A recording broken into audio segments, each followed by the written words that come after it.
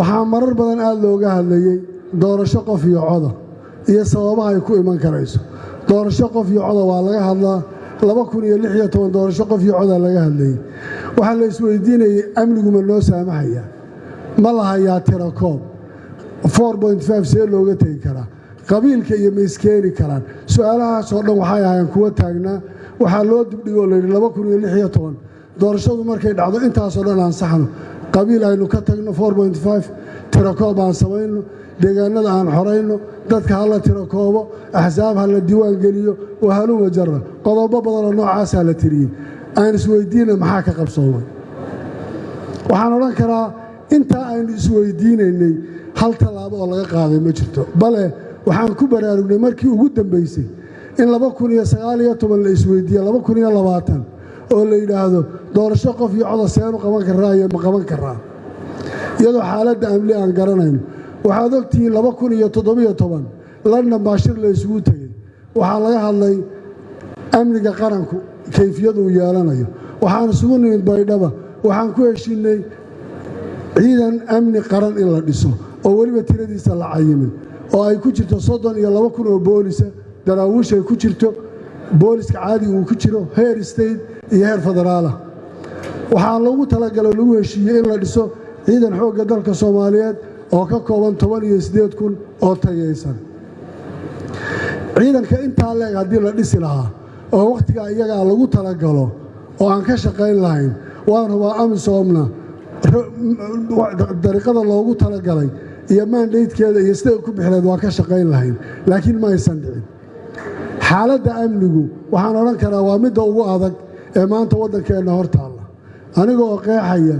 culayska shabaab nagu haystaay inuuna ahayn mid iyaga kartidooda tayadooda iyo qualitigooda midna ah ee ay tahay annaga ducfi naga yimid shaqa xumo naga timid shaqa la'aan aanu qaban weynay iyo annagoon u diyaarsanayn waxa aan ka hadlayno inaan ka rur sheegno haddii aan la samayn karaynin markaa oo ayna dhici karaynin in la qabto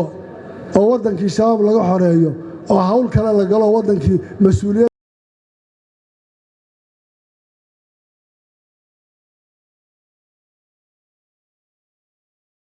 ee ay dhallinyarada soo diyaarisay iyo macadku diyaariyeen ka jawaabisteeda inaan ka jawaabno aad bay noogu adkaanaysaa way nagu adkaanaysaa jawaabaha inaan bixinno taa macnaheedu waxa weeyaan heshiisyadii aanu xilligaa gallay oo aan filayo inuu prime minister joogo maanta xasan cali khayre oo ahaa markaa prime ministerka waxa ugu horreeya oo ka mid ahayd inaan ciidamada heer state loo aqoonsado ciidan inay yihiin ciidanka amniga qaranka oo ciidamada daraawiishta heer state la siiyo xuquuqda ay leeyihiin kuwa SNA-du la siiyo qalabkooda iyo hubkooda iyo rasaastay u baahan yihiin waxaa lanagu yidhi soo diyaariya waxaad u joogtaan xilligan iyadaa inta idiin joogta waan garanayaa isteydyadii markaas joogay waxay wada gudbiyeen baahida ciidan ee loo qabo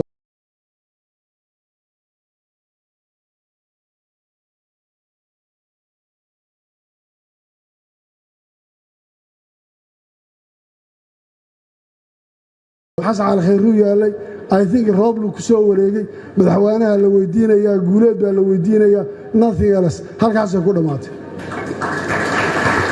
ma aysan noqonin markaa dagaalka shabaab ee aan doonayno inaannu gallo iyo kayfiyada aan rabno inaannu gallaay waxay noqotay mid annaga nagu eg oo ay leeyihiin dowladdii federaalka ahayd annagii isteydyada ahayd idhab anta warabbuka faqaatila innahaa hahunaa qaaciduun annagu halkan aan fadhiyaynaayo orda idinku shabaab la dagaalama iyaguna ay ku mashquuleen waxaan maanta maslaxada iyo midda dalka midna aan ahayn waxay gaadhay sicirbararka baydhabo ka dhacay inuu saamayn ku yeesho oo jidka baydhaba iyo muqdisho 90 kilomitir uu furmi waayo iyadoo intaasoo ciidana aan sheeganayno oo mushahar qaadanayo waxay noqotay in la iloobo wixii dhabta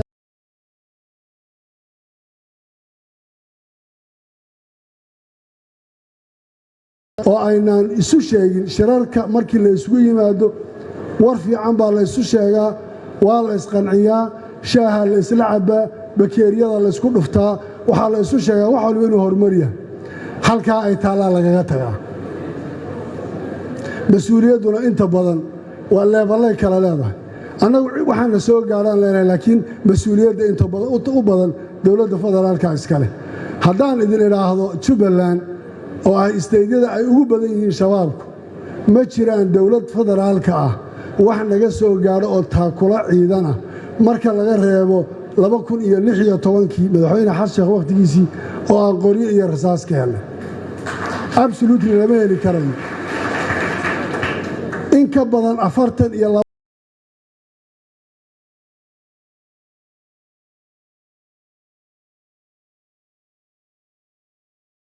maalin walba dhaawac iyo dhimasho ay leeyihiin oo dhaawaca naga dhaawacmeen dabcan in la qaado Muqdisho loo qaado helicopterta amisoomtu ay tiraahdaa SNA baan qaadaynaa kan daraawiishta ama qaadayn waana wax maalin walba joogta oo dhacaya idan aan idin weydiiyay wiilkii dhaawac ahaa marka midna la qaado midna laga tago waxa uu ku dagaalamaya iyo askarinimadiisa iyo dagaalka uu shabaab kula jiraa maxay noqonaysaa waxaa nasiib darro noqotay markii ugu dambaysay ciidankii dagaalka noocaasa ku jira ee from 2009 ilaa waqtigaas magaalooyinka hadda ugu amniga badnaa ee daawo ee gobolka Gedo gacanta ku hayay ee saaha in loo aqoonsado inay yihiin shabaab iyaga laftirkooda oo intay dawladdii la dagaalanto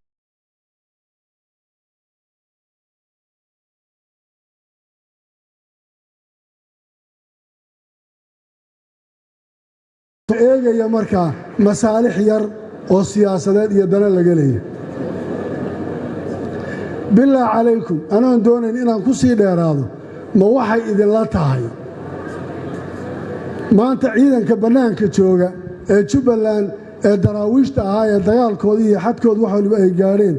in la yidhaahdo maanta waxaa laga ilaalinayaa Kenya ciidan loo diro xuduud laga xoreynaya in ka badan 700 oo kiiloomitir baan Kenya xuduud la leenahay kiiloomitirka inta ay la leenahay 5 kiiloomitir miyaa ciidanka xoogga dalka Soomaaliyeed haramcad iyo gorgor iyo shabeel intii la isugu geeyo yaa Kenya laga difaacaya iyadoo 4,000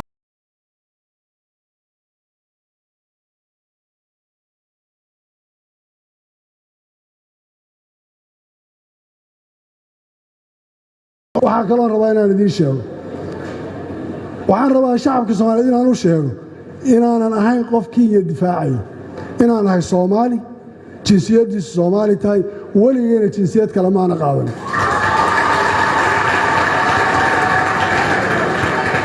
waxaa la yidhi dowladda Soomaaliya waxay Kenya u jartay xiriirkii ay la lahayd oo maxay ula jartay Axmed Madoobe waxay ku soo khasbeen in arrintii doorashada uu si kale uga hadlayo lagu jojoobayo iyadoo oo xuduudka intaa leeg aan la leenahay Jubbaland kuma laha Nairobi wakiil siyaasadeed ama qunsuliyad matalaya ama safaarad matalaya safiirka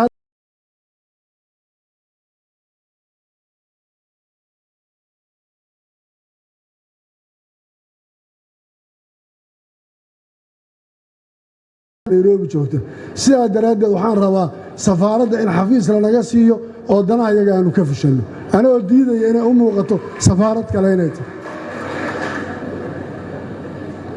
waxay dowladdu isku khaladay waxa iyadoo ay xaqa u leedahay iyo waxaan xaqa u leedahay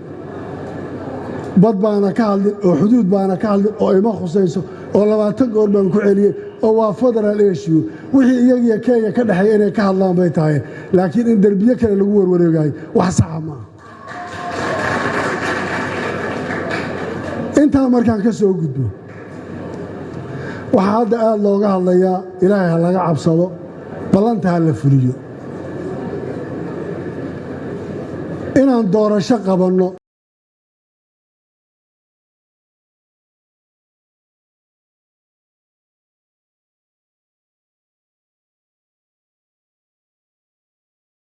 tan xora iyo kalsooni iyo inta la muujiyo haddii ay noqoto inaan anigu isku cabiro oo anigu qiyaaska qaato oo anigu sameeyo there is no means marka doorasho sidan iyo sidan loo qaban karayo waxaan rabaa saaxiibkay inaan u sheego ballantii aan galay raggii ila joogay way joogaan waxa laga yaabaa marka ballantaa laga hadlayo cidda ugu badan ee wax laga sheegayo 3 faktor baa la sheegaa laakiin Jubbaland baa ugu muhiimsan oo arrinta gadaal la soo hadal qaadan maalintii aan Kismaayo xamar ka degayay waxaan international community ee saaxiibadayba u sheegay shirka inaana gelin inta xalka gada laga gaadhayo saaxiibaday waxaan isla qaadanay oo tagada waa la xalin doonaa ta guud baa asal iyada aan ka shaqeyno gudiyaa loo saaray waa la soo dhaw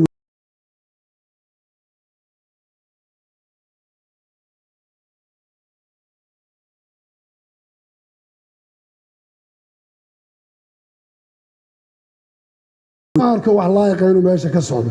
waxa la yiraahdaa walaalow annaga galayna shirka annaga idin la qabanayna annaga kaala shaqeynayna waxaan doonaynaa inaad fadhiisato oo midka guud ilaalisay ka gaar waan soo noqonayna waxaan ku weydiiyay haddaan ra'yigayga soo jeediyo armaan loo qaato inay xumaan kale igu jirto taasaa waxay keentay markaa inaan qaato inaan fadhiyo shirkii oo waliba si furan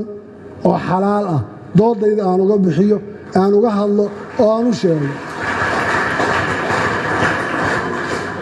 saaxiibaday markaan la dhameeyay mid aniga ila jirtay nin waliba tii la jirtay uu ka baxay banaanka isaga baxeen lama oranin hal qof muuna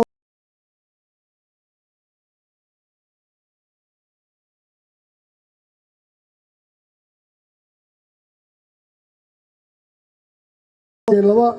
gobol oo Jubbada Hoose oo Kismaayo iyo gobolka Gedo oo ah Garbaareeya waxaan xaq u leeyahay istaydahan inaan qabto doorashada gobolka Gedo ka dhacaysa oo maamulkeedii lagu soo celiyo oo amnigeedii lagu soo celiyo mise waxaan ahay mid ka duwan kuwa kale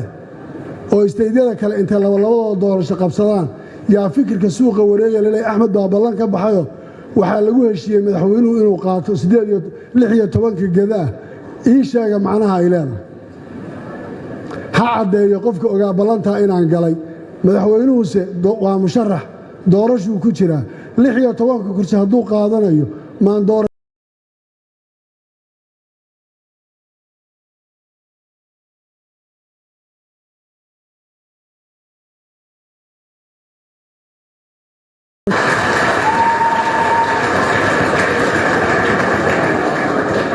intaan qoranno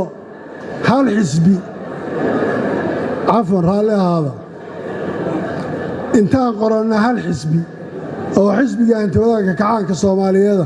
oo 86 u noqono oo sanduuqii jaallaha ee daloolin iyo kii buluuga ah ka dhigano baan doorashada madaxweynaha ugu baarakayno waxaan maanta diyaar u ahay oo aan la qarinaynin saaxiibaday istaydyada kale min hal magaalo inay ka tagaan oo madaxweynaha la siiyo aniguna aan Gedo ka tago madaxweynaha siino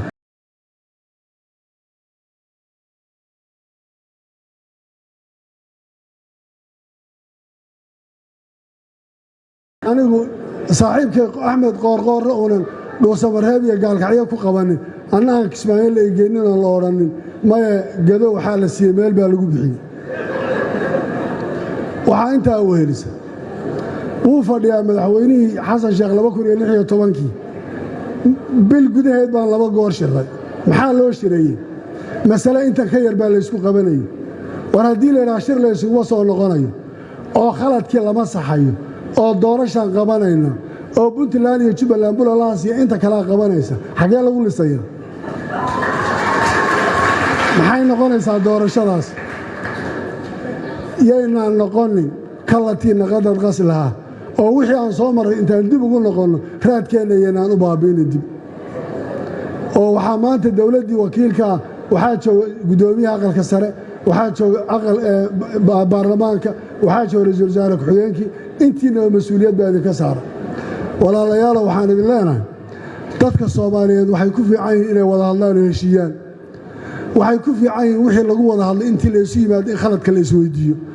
waxay ku fiican yihiin in la yiraahdo war maxaa inaga khaldamay oo la saxo waxay ku fiican yihiin in bil walba mar la isu soo noqdo la istuuxaan bixiyo haddii aad iska wadanaysaan gudoomiye baarlamaan cafwan gudoomiye waxaad wali ka shaqaynaysaan iyadoo baarlamaankii waqtigiisii dhamaaday inaad maanta xeerar ka shaqaynaysaan ra'iisul wasaare saaxiibkay Mahdina waxaad moodaa inuu joogo January فبراير 2017 شروع عصب iyo xeerar cusub ay ka shaqeynayaan aan ku soo noqono dalkani waa kuma Soomaaliya xagee ka timid maxay tahay war xageen haysanaa horta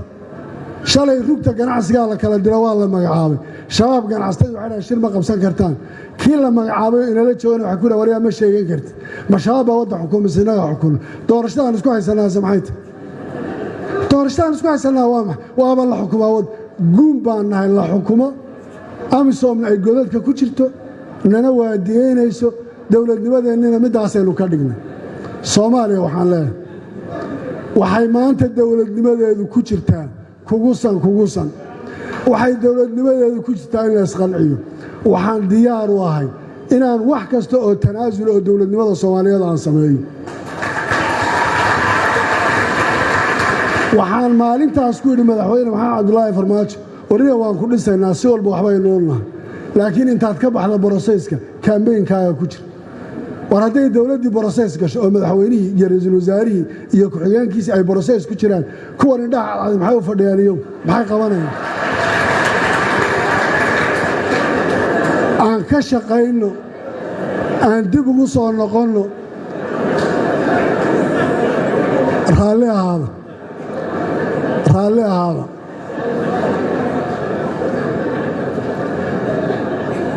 qof waloo innaga inaga mid yihiin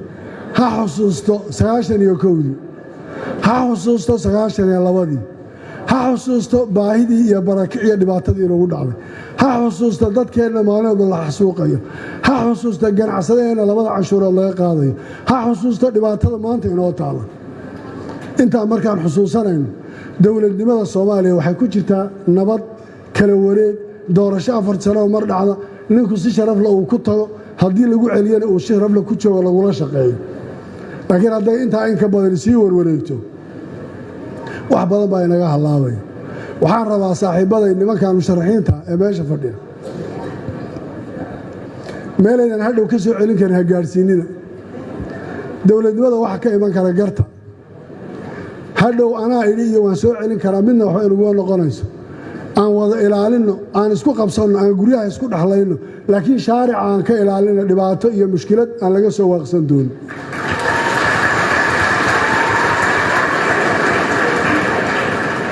qolada kursiga ku fadhidana waxaan leeyahay wuxuu yidhi qur-aanka oo dhan baan aqaanaa ka akhrisan maayaa ka adag haddaad isdoorataan ood isu buuxisaan oo la idin yidhaha waan idin diidna meelaad ku foofisaan ma garanaysaan aan dadka isku wadno aan dawladnimada ka shaqayno waxaana hor yaalla aynu garanno culayskana hor yaalla aynu wajahno maanta garoowa dad badan baa isugu yimid way qaadi kartaa intaan eegana maqan aanu yeelno hadduuna mahdi odhan karin madaxweynaha waxaan leeyahay madaxweynow anoo afka ku hadlaya dadka reer Soomaalida fadhida iyo reer Puntland oo anaa kugu marti qaaday inaad noo timaado waddankaagii aan waddanka xalkiisa gaarna noo imo oo waxaa la yidhi koosaar garoha loo wada joogay waxaan wada ognahay ha noqoto oo yayna inugu dhammaanin January hadday bilaabato way dhammaanaysaa rag baa tirsanaya kursiga u xoqanaya oo leh February 8 baan sugaynaa February 8 process-aan isku ognahay haddaan la qaadin berri buu tagayaa aan ka taxadara waddankan inuu dib u noqon aad baad u mahadsantihiin salaam calaykum